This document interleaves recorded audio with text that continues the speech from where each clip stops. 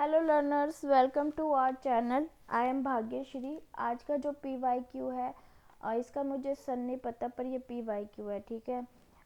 तो करते हैं। ये FATOC पर हमने कल कुछ लेक्चर लिए थे, उसी का ही मैं एक क्वेश्चन लेकर आई हूँ।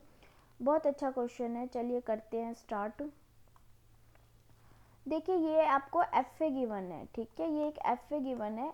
यहाँ जो इसकी अल्फ़ाबेट है वो है A, B, ठीक है।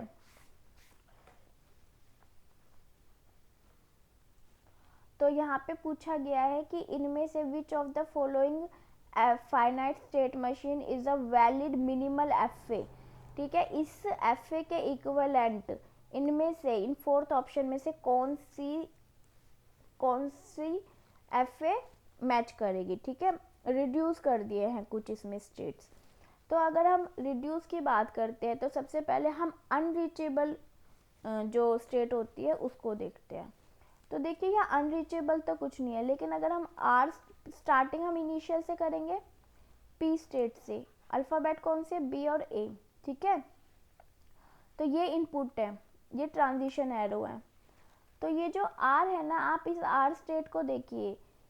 इससे जो ये स्ट्रिंग जो अल्फ़ाबेट दे रहे हैं, जो ट्रांजिशन दे रहे हैं A+B का, ये वैलिड नहीं माना जाएगा, क्योंकि कोई भी स्ट्रिंग तब एक्सेप्ट होती है जब वो फाइनल स्टेट तक पहुंचती है। तो R के पास कोई रास्ता नहीं है फाइनल स्टेट तक जाने का, ठीक है।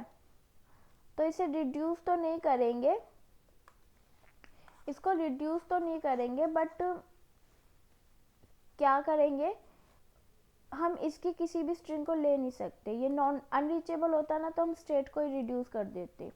चलिए देखते हैं अल्फ़ाबेट कौन कौन से बनेंगे। जो सबसे स्मॉलेस्ट अल्फ़ाबेट बनेगा वो यहाँ से देखेंगे।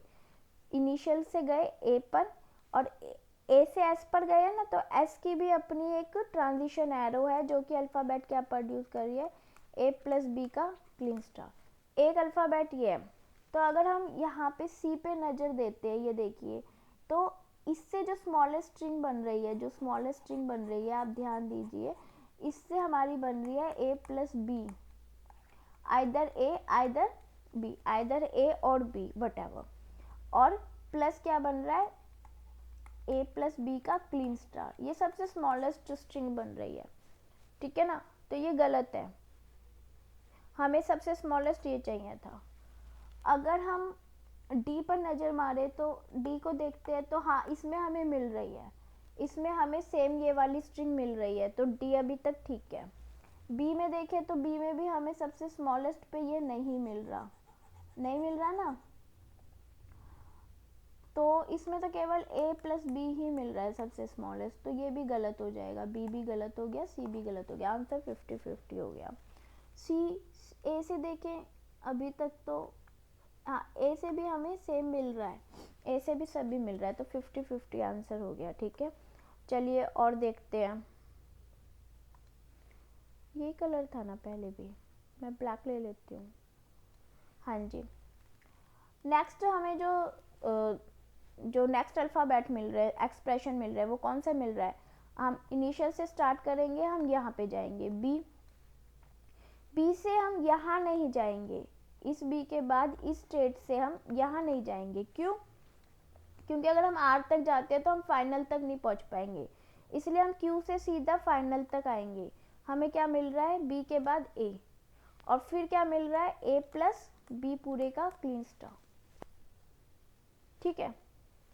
तो हम यहाँ पे देखते हैं, D देखते हैं, B से हमें A मिल रहा है और A से, लेकिन हमें यहाँ पे जो स्ट्रिंग मिल रही है वो मिल रही है B क्लीन स्टार A, फिर A+B का क्लीन स्टार, जो कि गलत है। ये एक्स्ट्रा आ गया, तो ये इसके सिमिलर नहीं है, ठीक है, वैलिड नहीं है।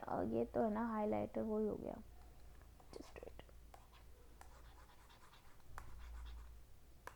ब्लैक कलर करते ही ना सब कुछ ब्लैक हो गया है ना, तो दूसरा कलर ले लेते हैं, ठीक है। अब बचा ए से देख लेते हैं।